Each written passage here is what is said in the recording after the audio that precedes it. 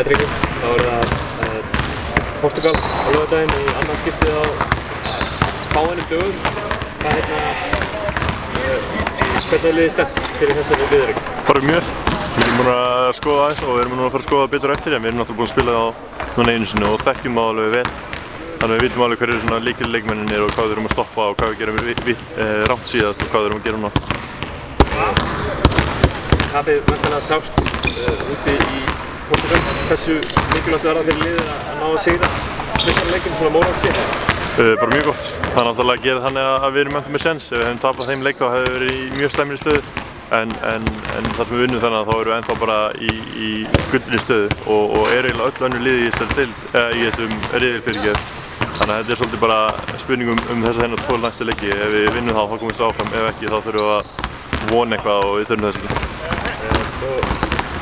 Við spiluðum alltaf við það bara fyrir nokkrum dögum síðast. Hvað ákveður liðið að skeppa til að ná í sigur á laugardaginn?